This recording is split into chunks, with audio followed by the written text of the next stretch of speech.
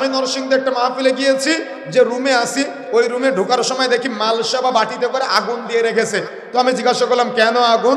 তো বলতেছে এই ঘরে ছোট্ট একটা বাচ্চা আছে, নতুন হয়েছে, যদি ঘরে প্রবেশ করতে হয় তাহলে আগুনে সেক দিয়ে প্রবেশ করতে হবে, যাতে করে ওই বাচ্চার কেউ বদনজর দিতে না পারে। তাহলে বলেন তো আগুন কি বদনজর থেকে বাঁচাতে পারে? আগুন কি বদনজর থেকে বাঁচাতে পারে? তাহলে আল্লাহ সম্পর্কে আপনার কতটুকু ঠুনকো ধারণা, যে আল্লাহকে আপনি বিশ্বাস করতে পারলেন না, আপনি আগুন পূজায় লিপ্ত হলেন, তাহলে আপনি কি শিরিক করলেন না? আমার কথা কি বুঝতে পেরেছেন? এমনটা নাই আমাদের সমাজে অহরহ আছে এরকম কুসংস্কারের মাধ্যমে বহু শিরকে আমাদের সমাজের মানুষ জড়িয়ে যাচ্ছে। তার মানে ওই আগুনকে হাতে সেক দিতে হবে, তারপরে নাকি বাচ্চাকে ধরতে হবে। তাহলে আপনি আগুনকে বিশ্বাস করলেন না, আল্লাহকে বিশ্বাস করলেন। আমার কথা কি বুঝতে পেরেছেন? তাহলে এই জন্য মনে রাখার চেষ্টা করবেন, এমন বহুভাবে মানুষ আল্লাহর উলুহিয়াত, আল্লাহর রুবুবিয়াতকে অস্বীকার করে থাকে, আল্লাহকে একক ইবাদতের হকদার মনে তারা করে না। অথচ সূরা ফাতিহার মধ্যে আমরা বললাম ইয়াকা না'বুদু ওয়া ইয়াকা নাস্তাঈন।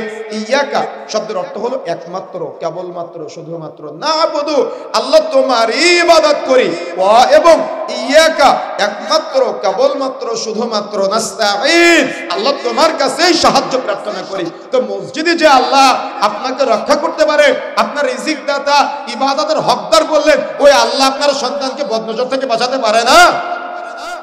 আমার কথা কি বুঝতে পেরেছেন আপনি? এই জন্য প্রিয় বন্ধুরা আমার, এরকম বহু শিরিক করার মাধ্যমে, কুসংস্কারের মাধ্যমে আজকে আমাদের মুসলিম সমাজ তারা আজকে ইসলামের চূড়ান্ত শিক্ষা থেকে বহু দূরে সরে যাচ্ছে। এই জন্য যারা অস্বীকার করবে, আল্লাহ রাব্বুল আলামিন তাদেরকে অপরাধী সাব্যস্ত করেছেন। কথা কি বুঝতে পেরেছেন?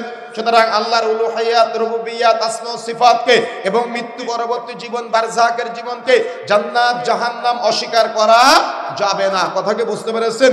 যদি কেউ অস্বীকার করে তাহলে সে কুফরি করে ফেলবে, আর কুফরি করা এটা অত্যন্ত বড় অপরাধ, জঘন্যতম অপরাধ। শিরিক করা মানে এটা পৃথিবীর সবচাইতে বড় অপরাধ। এই জন্য আল্লাহ রাব্বুল আলামিন আমাদের সবাইকে শিরিক থেকে মুক্ত হওয়ার তৌফিক দান করে বলেন আমিন।